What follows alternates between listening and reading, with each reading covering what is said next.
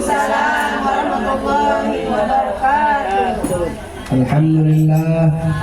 Alhamdulillah Rabbil Alamin. Allahumma salli ala Sayyidina Muhammad wa ala ali Sayyidina Muhammad.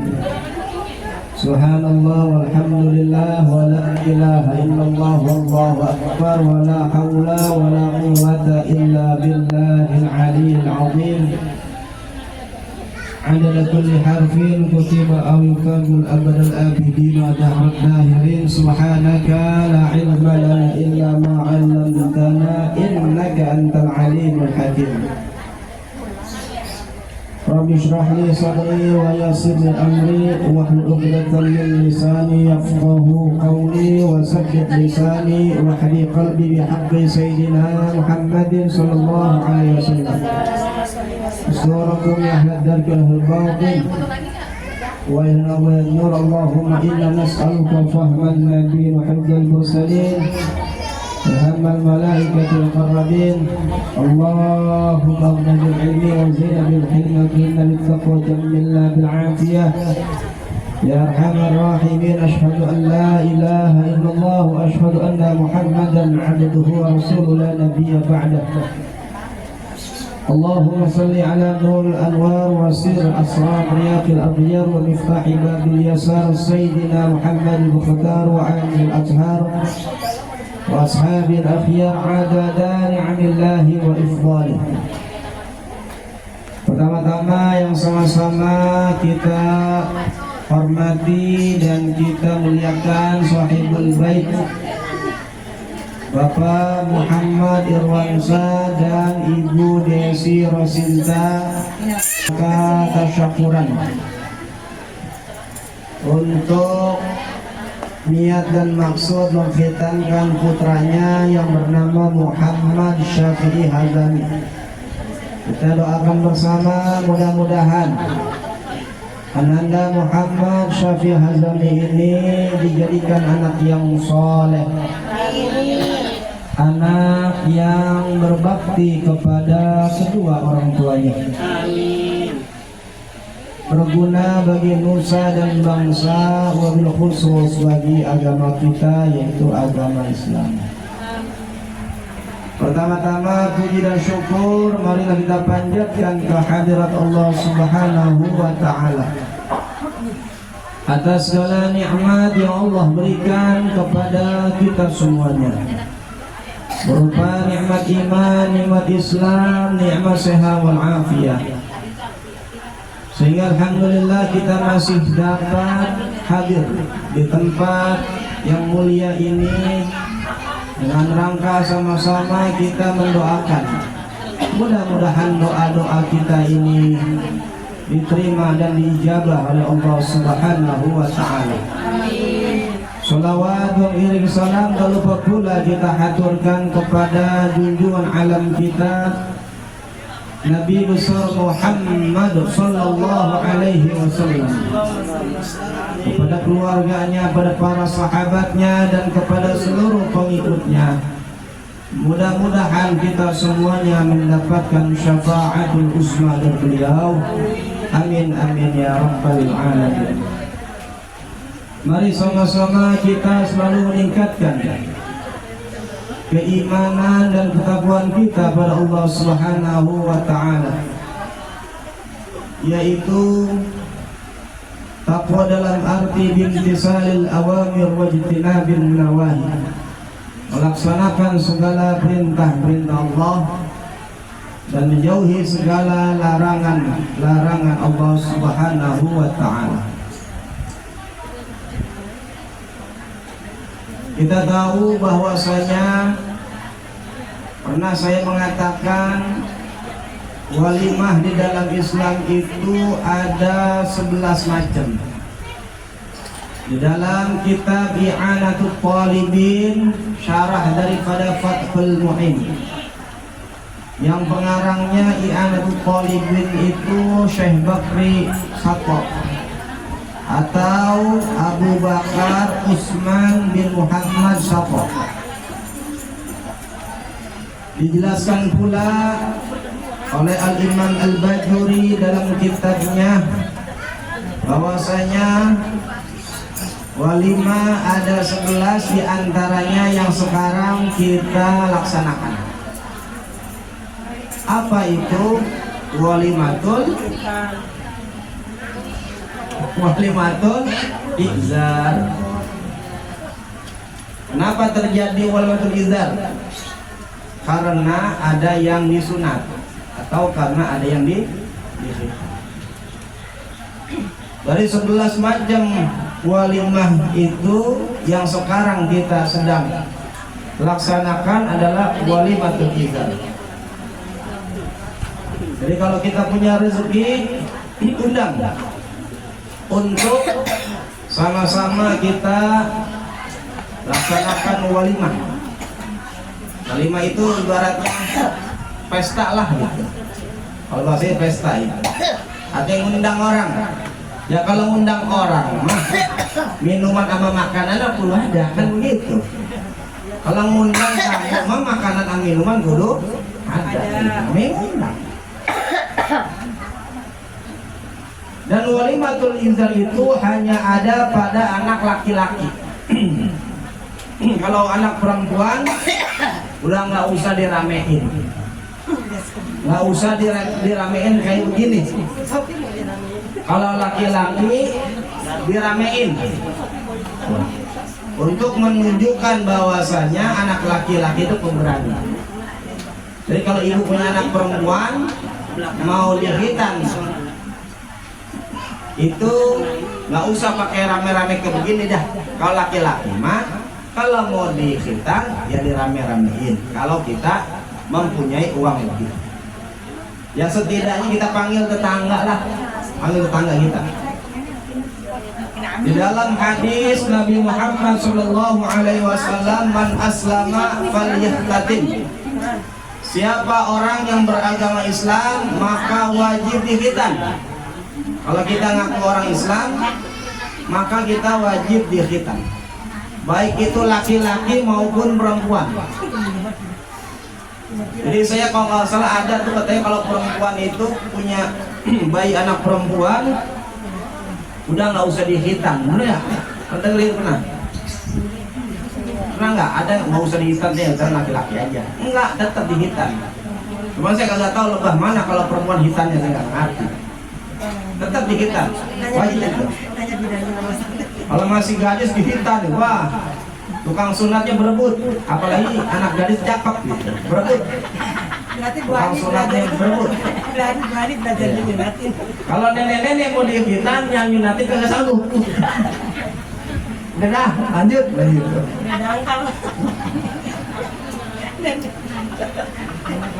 Dan hitam ini Beda ini antara bebek sama itu. tidak terlalu populer di masyarakat, tapi di kalangan para ilmuwan hitam ini populer, hitam populer.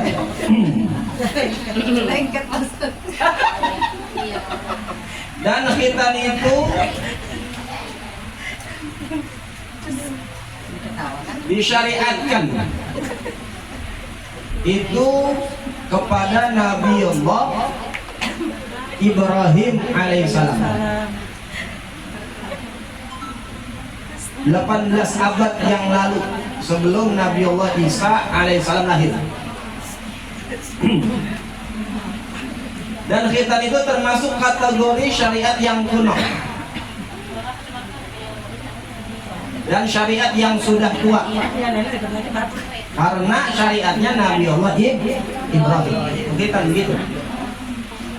Siapa yang pertama kali dikhitan?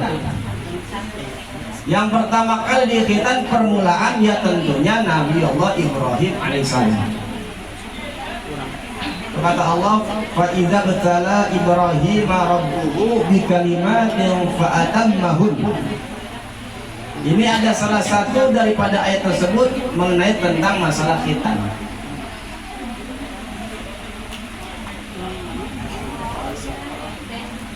Dalam hadis Nabi, kata Nabi begini, mula-mula yang dikhitan adalah Nabiullah Ibrahim. Makanya sebelum Nabi Ibrahim lahir, nggak ada syariat yang namanya khitan, nggak terlalu populer. Itu syariatnya khitan itu di zaman Nabiullah Ibrahim alaihissalam. Dan perintah khitan itu pada Nabiullah Ibrahim adalah pada usia berapa? 80 tahun.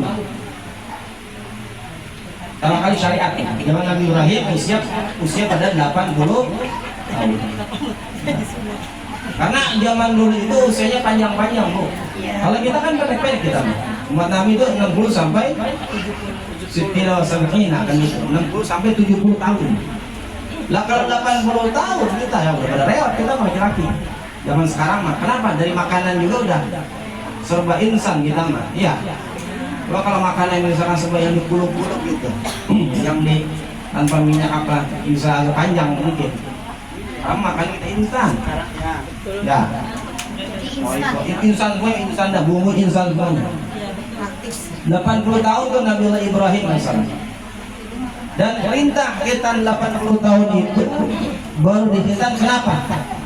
Kenapa Nabiullah Ibrahim dikhitan pada usia 80 tahun? Kenapa? Hah? Kenapa nggak masih muda? Kok 80 tahun?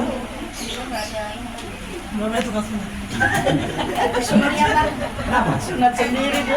Hah? Sunat kata Bu. Nggak ada alatnya gitu. Udah bingung dah. Karena pada zaman Nabiullah Ibrahim alaihissalam, syariat daripada khitan itu ketika Nabiullah Ibrahim usia 80 tahun. Syariatnya tuh, diperintahkannya tuh ketika usia 80 sama dengan Siti Khadijah.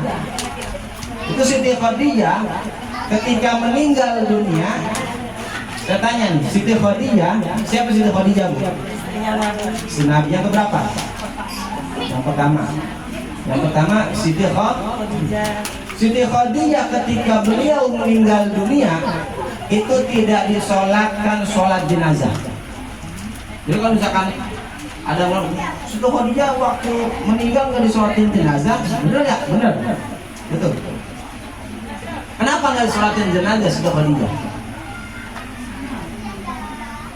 Udah pernah dengar belum sih, Bu?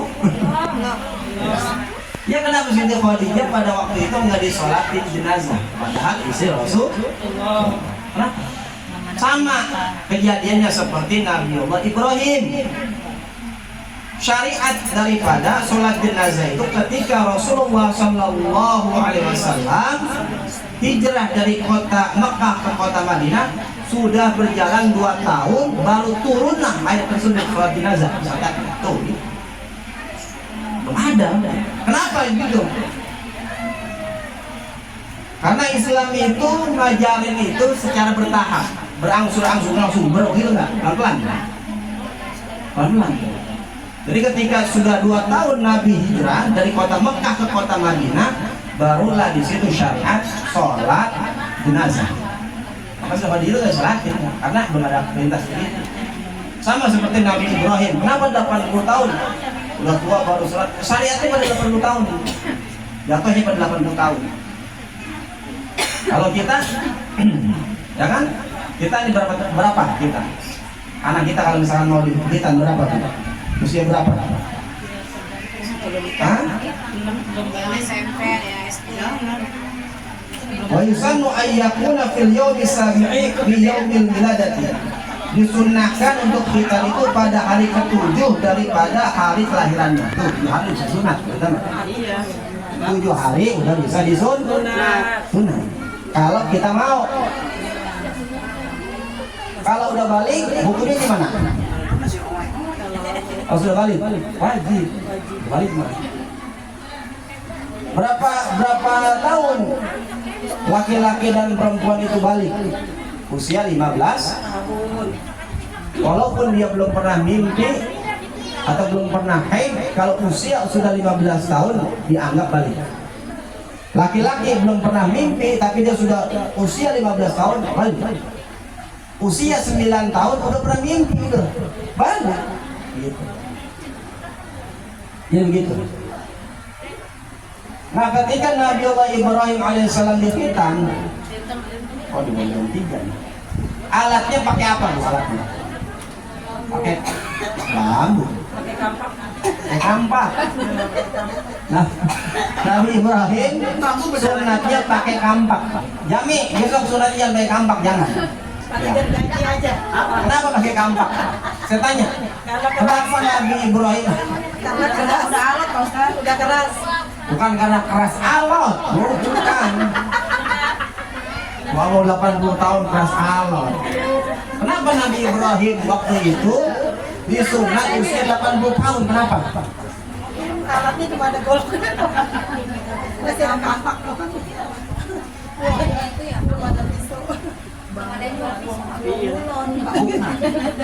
Karena pada waktu itu ketika Nabi Allah Ibrahim disunat usia 80 tahun dengan kampak, ketika ada perintah seperti itu Nabi Ibrahim nggak pernah menunda-nunda perintah. Pada waktu itu Nabi Ibrahim melihat alat cuma kampak doang situ, maka berburu. Maka Nabi Allah itu mendapat gelar Khalilullah atau Khalilur Rahman.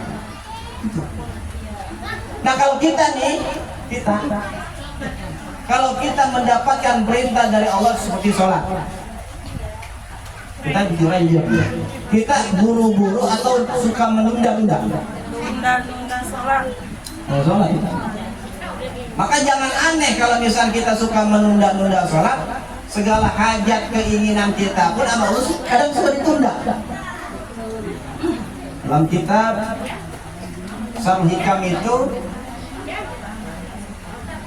Ibnu Athaillah mengatakan kenapa gitu? Ya, ketika Allah memerintahkan hal kepada kita terkadang apa tuh? Enggak mau langsung melaksanakan perintah, tetapi kita menunda-nunda daripada perintah. Sul adab kita, kurang adab kita, kurang etika kita mau. Tapi keinginan pengen buru-buru kita, kan gitu. Nah, Nabi Allah Ibrahim, ya kan? Itu ketika disunat kan usia 80 tahun, nangis apa enggak?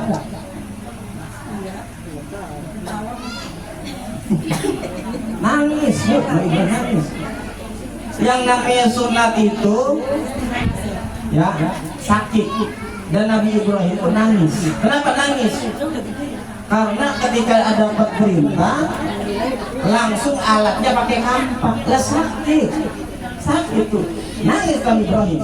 Maka kalau ada anak sunat itu nangis wajar, karena menurut penelitian disunat ama melahirkan lebih sakit disunat. Protes kan? Saya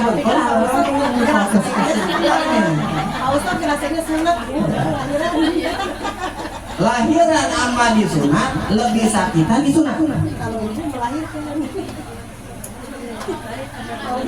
Kalau percaya nih, ada ibu-ibu muda lahiran anak pertama, belum lama 6 bulan dia hamil lagi, lahiran lagi.